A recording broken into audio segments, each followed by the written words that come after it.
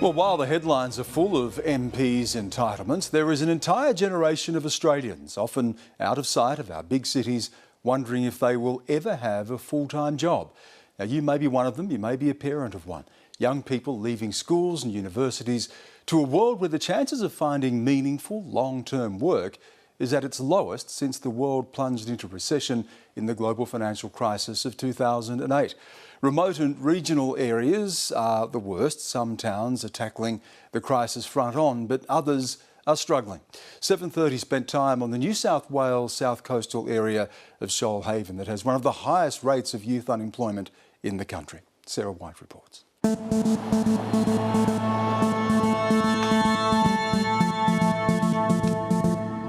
I want a job that I can put my heart and soul into.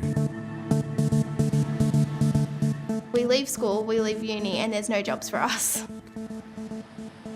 This is the face of youth unemployment in Australia. I've spent the last 5 years at uni doing 2 degrees, and I've now finished my masters to be able to become a primary school teacher. I'm the first person in my family to finish school and then to finish university.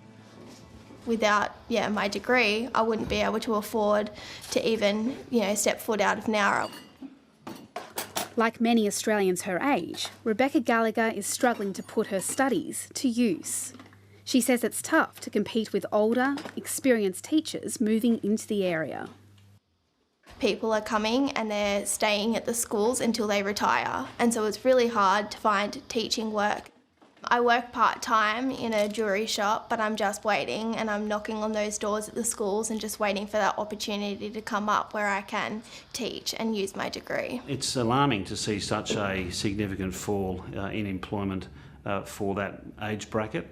And if you look at what's been happening across the country, in fact, you're seeing fewer full-time jobs available for all demographics. While the number of young people studying full-time is at a record high, low levels of youth employment cost the Australian taxpayer around $11.3 billion in lost revenue each year. The number of young people out of work has skyrocketed since 2008. Before the global financial crisis, 54% of 20 to 24-year-olds were on full-time work. By 2013, this was down to 44%, and now only 39% have a full-time job. In Australia, the hardest places for 15 to 24-year-olds to get work are outback Queensland, closely followed by Cairns and Wide Bay. Areas in Queensland, it's diabolical, in excess of 25%. So it's critical the government focuses on providing opportunities for young people, and the only way to do that is to grow the economy, to instill business confidence, to make sure people are employed. The next tightest market is here in the Shoalhaven, where 21% of young people can't get a job. Something that would be really helpful for young people in this area would be education into how do you apply for a job, to be able to give young people the skills and the opportunity to be able to build up their resume so that they are more employable. We tend to think about school as the completion of a stage of life, but it's really just the beginning, and then what happens in their careers happens post-school. We need to be investing more in careers education. Careers education currently sits at the periphery of schooling. It could be far more integrated into school life. I did my HSC and I have had one proper job since then for 7 months, and then after that, I was just working side jobs after side job. On the other side of town, Brendan Reid has been battling to find any work at all since finishing school 6 years ago. Oh, it's been really tough for me. I struggle with I don't even pay rent. I need to pay my phone bill, it's overdue. Work really varies for me.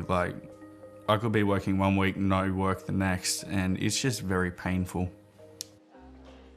Kira Moore knows the feeling. She spent a year trying to get a job in New South Wales' Hunter Valley region.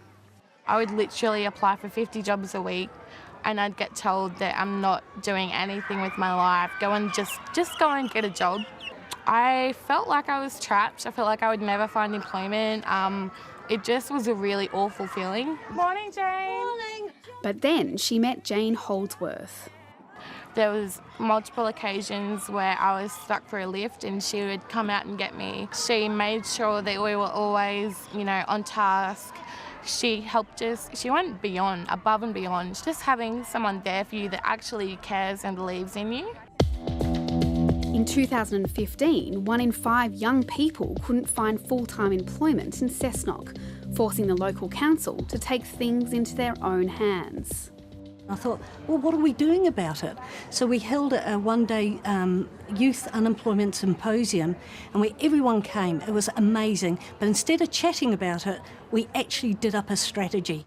The strategy was to take 4 unemployed youth in the region and train them at the tourist centre to prepare them for working life.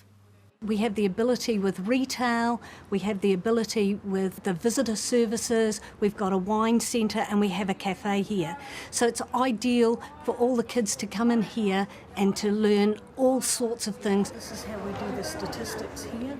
So at first, it was basically just work experience actually in the actual information centre. And then we started doing some Nova Skill courses. So we started with, OSA, barista. We did tourism, we did customer service. It was this experience that landed Kira her job here at Crown Plaza, Hunter Valley. I was in the course with 4 other people and we've all found employment within, a week after finishing the course. It's programs such as this one that have contributed to bringing youth unemployment in the area down to 11%.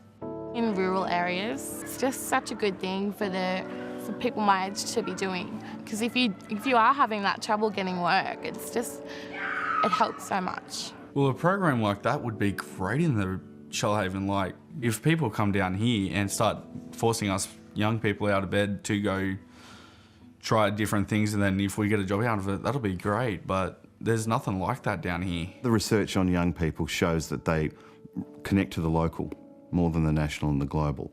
And so providing opportunities where they live is beneficial. But we face a challenge here because persistent unemployment occurs in regional and remote areas. I can't wait to have a full-time teaching job because I'm looking forward to when I can own my own home. That for me is the biggest goal that I have.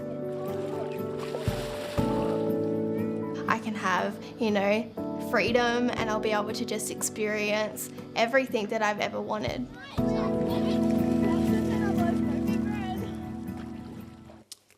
Now, we did approach the Employment Minister, Michaelia Cash, to be interviewed, but she is overseas and unavailable. Now, those young people would no doubt prefer their politicians to be focused on jobs, but again, the headlines are full of MPs' entitlements. Who claimed what and why, who's entitled and who's not. Health Minister